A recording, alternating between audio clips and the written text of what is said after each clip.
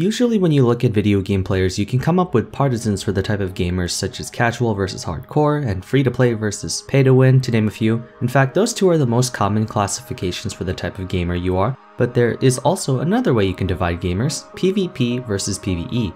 Initially, the conception of video games entailed a singular person to operate a device or machine as an effective means of solitary enjoyment. After all, apart from your usual one-man hobbies, most people in the days before modern entertainment and communications existed in the likes of television, video games, what have you, usually went outside to play with others or in other cases read books and such. And video games posed a medium for people who just wanted to have some kind of entertainment by themselves. However, nowadays the number of single-player games is dwindling down, while the number of multiplayer games is going up. As you're well aware, you most likely have more fond memories inviting friends over or going to their houses all to get set for a long night of couch gaming, playing games together rather than yourself. Even some popular single-player games came with some form of multiplayer, and very rarely do you see single-player games withstanding a long test of time compared to multiplayer. And more often than not, those single-player games are instead reserved as nostalgic Pandora's boxes that you would pick up once in a while just to relive your childhood. Now for me, I'm the type of gamer who likes to plant his roots deep into one kind of game and then maybe have some other game to play on the side.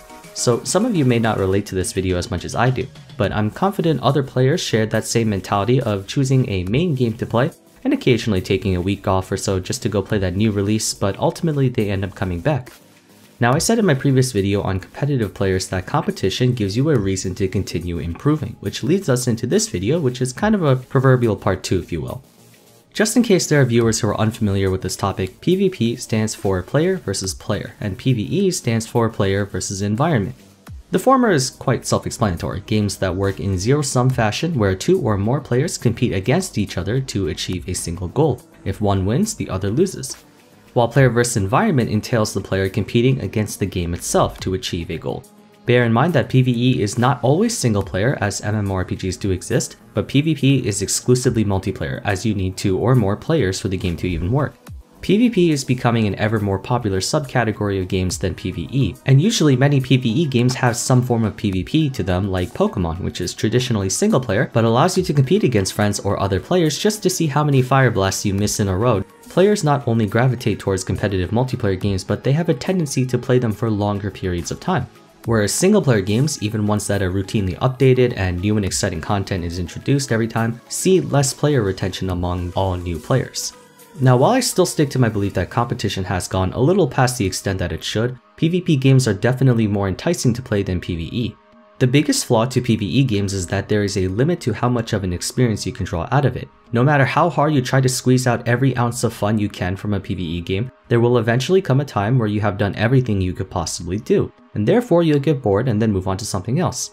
After unlocking every single achievement, or defeating every single monster, or discovering every single possible equipment, etc., you have beat the game. There's nothing more the game can do to challenge you at that point or to keep you interested. Some players might circumvent this with self-imposed challenges, such as players conducting speedruns or devising restrictions for themselves to see if they can still complete the game under those constraints. However, no matter how much you try to make the game harder for yourself, the game itself is not trying to do that. Therefore, it eliminates all forms of uncertainty since the game itself remains relatively the same. Only one source changes the flow of the gameplay, and that is you.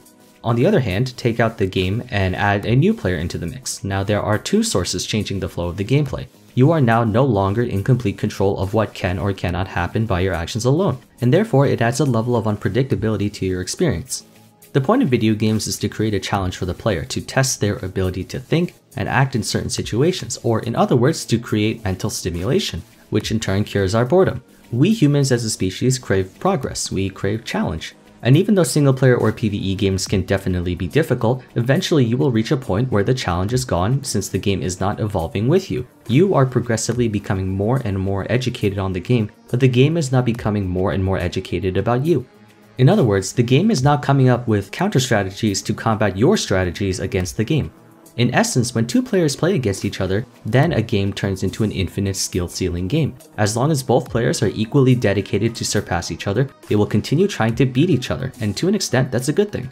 That's the first reason why PvP games are growing in popularity, because there is no limit to how much you can experience out of a game. The reason games like Super Smash Bros. Have been able to build a legacy that spans over 20 years despite being literally almost the exact same gameplay every time albeit minor changes to mechanics in between each title, it's because players constantly challenge each other to become better and better, whether they notice it or not. If a player beats you in a PvP game and you want to beat them, the most logical option is to make yourself stronger than them so you can beat them the next time. And when you do, they'll try to make themselves stronger than you so they can beat you next time. The second reason is that PvP is currently the greatest inhibitor of power creep. Power creep is one of the most dangerous side effects of video games that can effectively inflate to the point of completely destroying the experience of a video game. However, it's also a necessary evil, even if it does eventually lead to the ruination of a game. Kind of like how plastic is such an integral part of society's ability to function, but is really bad for the environment and may come to bite us back later. In order for PvE games to continue satisfying players' desire to improve and to face tougher challenges, they have to release more difficult content. But to make sure that content is possible to overcome, they also have to introduce more powerful weapons or abilities to match that progression in scale. This in turn creates the concept of power creep. Power creep often makes a lot of dead content because the new challenges eventually become so difficult that only the new weapons and such that come along with the update are effective, and everything else under it becomes obsolete, essentially eliminating a player's ability to be creative with their tools. Now some people will say it's not the wand, it's the wizard, it's not the bow, it's the archer, etc, etc, and yes, skill is important, but eventually that disparity widens to a point where stone and slingshot will always lose to a nuclear weapon no matter how good the guy with the slingshot is. Additionally, if the new content release does not reward you with better items or weapons in comparison to what you currently have, there's no reason to go after it since it doesn't improve your current standing, which is what you're trying to do. Power creep is not exclusive to only games though, as it does exist in things like real life and other stuff like anime, and I'm not even gonna start with how busted Naruto and Dragon Ball Z became. When you play against the game must get stronger in order to continue testing your limits. In other words, both the player and the game continuously get stronger. There is no downwards movement, only upwards inflation. However, when a game is balanced among player versus player, introducing stronger characters or heroes will cause problems among the community, because then everyone will try to play that one character since it's the best, or people will try to prevent others from playing that character by banning it. As a result, PvP games resolve to not only making things stronger, but also making things weaker. When one character is really strong, it must become weak so it is fair. Going back to my skill matchup thing, I said that the player's ability matters more than the tools they use. But if something gets so inherently overpowered, like a nuclear weapon versus a stick, there's nothing the stick can do to win. Don't misunderstand though, PvP games are not immune to power creep, as Yu-Gi-Oh! Is a PvP game. You can simply balance the game by making weaker characters stronger, but eventually you'll reach a point where both players have nuclear weapons, and in that case, the sheer power of the tools they use overshadow and overcompensate the need for skill. Back in the day, combat used to be much more complex because the amount of damage the tools back then could do were not that high because weapons like swords and lances pale in destructive power compared to like an AR or an SMG. That's why your chances of survival depended more on your skill with the sword than did the durability or strength of the sword. The same goes back to video games. If you continuously make the player's tools stronger and stronger, you will eliminate the need for skill. That's why competitive games also weaken characters and tools as often as they strengthen them because it maintains that delicate balance.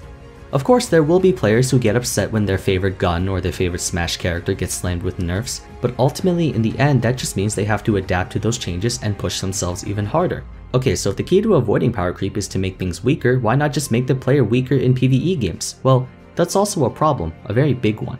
When nerfing things in a PvP game, not only are you affected by it, but the other players are too, therefore making it fair since both sides are being impacted. However, a buff or nerf in a PvE game affects only one participant, either you or the game. If new content is stronger, players will want to become stronger as well, so they will demand new options to improve, and games will deliver. But eventually, this spirals out of control to where power hyperinflates. If you nerf players, they will expect the game to be nerfed as well to balance out the player's loss in power. But that doesn't change the overall level of a challenge in a game, as whatever current changes the player had will simply match whatever the game is at too. Then there's the third argument, just nerf the players and not the game, and the players will have to become more skilled, but two contingencies can happen because of that. One, the player will lose their sense of achievement because whatever rewards they work hard to get basically become diminished, causing players to feel disappointed and in rare cases angry that they worked so hard to make their character powerful or get those powerful items, and then just leave the game out of frustration.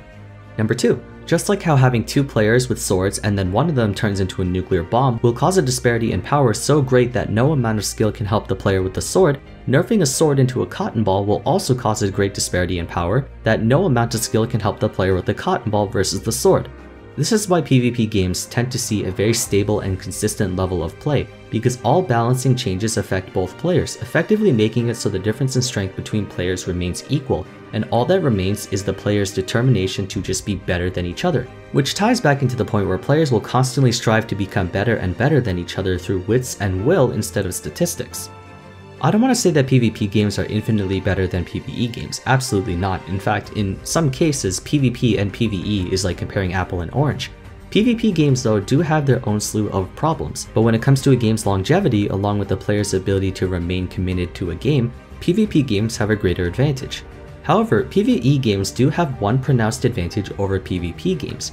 PvP games essentially trap themselves into one singular game forever, and that means they're perpetually locked within the constraints of the original design. But PvE games aren't, at least they can choose not to be. You can make 20 new Mario games over and over, and people will be more than willing to play all of them because the spirit of Mario is present in every single one, whether it be just a classic side-scrolling Super Mario Bros. Game, or Mario Kart, or an interesting spin-off like Mario Sports or Mario RPGs. But can the same be said for League of Legends or Fortnite? If they release a League of Legends 2 or a Fortnite 2, will it be just as successful, let alone more successful than the original releases?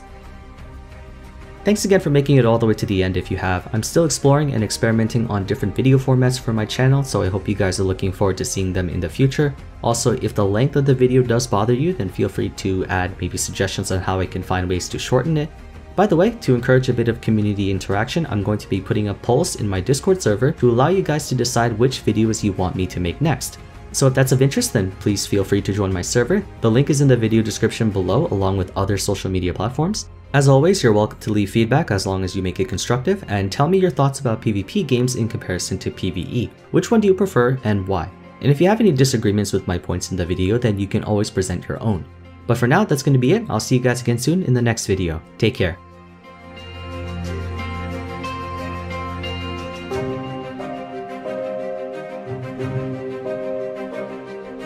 Thank you.